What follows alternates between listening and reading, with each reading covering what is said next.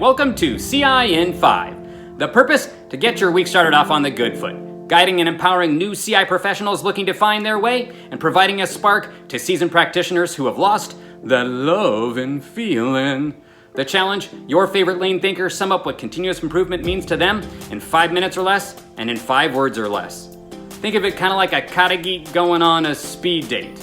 I know, right? This is gonna be fun. Let's do this. Joy Mason, welcome to CI in 5 today. Thank you for being here with me. Yeah, thank you for inviting me. Hey, if you don't know who Joy is, why the heck don't you? She is an artist. She is a lean expert, continuous improvement, Six Sigma black belt. She owns her own consulting business. She's an author and she's a speaker. God, she just does everything, and we'll get you all the contact information for Joy here at the end. But Joy, thanks for being here, and we're gonna get to it. So what is your CI in 5? Okay, my 5: optimism, process, people, power, and change. Optimism, because I believe the soul, our hearts, need optimism, because otherwise you're depressed, sad, off track. So optimism is very important. Process, I believe we learn process over time, and process helps with discipline. People, because I think at the end of the day, it's always about the people. The common denominator across almost everything is people. And then when you combine the process and the people, that is power. And then you could ask yourself, powerful for what? It's powerful for change. So that's my 5. It's optimism, process, people, power, and change. I had just retired from my corporate life of 30 years in 2017 from Eli Lilly. So I was a microbiologist, and I had different roles in leadership, quality assurance, quality control. So I just retired. I knew I was going to start my own business, Optimist Business Solutions. So I started in January 2018. My first contract was small, but the second one, it was a project working with the city, the director of homelessness, and one of the major nonprofit organizations here in the city. And I was asked to pull the nonprofit organizations that focus on helping the homeless get into housing. And they had not sat down together and talked about what their process is from A to Z across agencies. And there's a joy that I get in pulling those folks together, and they're talking for the first time.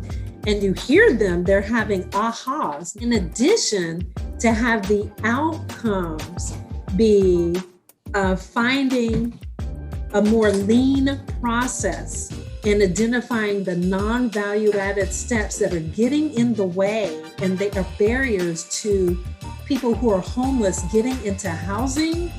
When I got that project, I thought, oh my gosh, it doesn't get any better than this. I mean, this is just like heaven after my corporate life, to be able to facilitate something that had so much meaning and importance to our community. There weren't words to describe. It was work, but in terms of aligning with my purpose and doing something meaningful, I couldn't have asked for something better. For someone like myself who's only been practicing in continuous improvement for a couple of years, what kind of advice would you give me or someone else to guide them as they move along and want to develop in their practice of continuous improvement? Reach out to people who are in the continuous improvement space. I learned so much from other people who are in the field. We all have a different perspective. From talking to folks who are in the space, you learn more about what you enjoy and what you like. And you also find out what you don't like. Because I talked to someone, I think it was about a week and a half ago, and as I was listening to her, I thought, oh, I don't want to do that. So that is helpful too, as you're trying to navigate and figure out what your path is going to be in this space. Now, for other people who are maybe further along down the path, maybe they've been doing continuous improvement for a while, or maybe they're just stuck in their practice, they're having a hard time moving forward. What kind of insight or advice would you give to them to spark that practice again?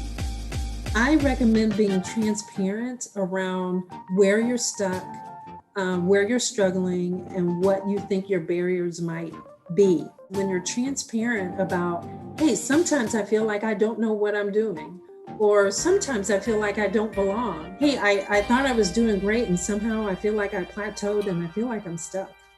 So I have just identified a network and a group where we can be transparent with each other and give you some suggestions, and they can come alongside you as you're in the valley of stuckness and continue to encourage you until you work your way out of that place. Now, of course, your name is Joy. So Yes. What brings you joy in your practice of continuous improvement? The thing that brings me the most joy, I think, is when I see the light bulb go off with the people that I'm working with. I love to see them get the aha. I come away feeling like, okay, I not only earned my money, but I made a difference. I am able to experience, I'll have to admit, a little bit more of that joy with the nonprofit clients because of what they're trying to do in the community with a clientele that is struggling in different ways, whether it's homelessness or hunger. And then I have operated in the education space as well. And those folks are working really hard for not a whole lot of money, trying to really move the needle and trying to overcome significant barriers. So I just have a heart for how hard their work is and the difference that they're trying to make. So again, when I can come in and help give them tools and process to help move that needle and make things, make their lives a little bit better for what they're trying to do for those that they serve, again, that is just heartwarming for me, and it brings me a lot of joy. Well, Joy, it has been a joy to have you on here on CIN5. And of course, you're going to want to be in touch with Joy. Her website, optimistindy.com, and of course, connect with her on LinkedIn. I'm going to go check out her website. You do it too, optimistindy.com. Joy, thank you so much for being with us here today on CIN5. It's been a pleasure. Thank you, Sam. I appreciate you. Thanks for joining me for CIN5, the place for you to jumpstart your week and energize you along your continuous improvement journey. So what about you? What's your CIN5? Would love to hear from you in the comments section below, and of course would sure appreciate it if you would like, tag, share, or connect. And feel free to join me on my daily journey of 90-Second Purpose, the place where I share with you my purpose, intent, and action for the day, and reflect on the previous day's intent and action. Again, 90-Second Purpose is the place to be. Until next week, where you join me with another one of your favorite lane thinkers, stay calm and Kaizen.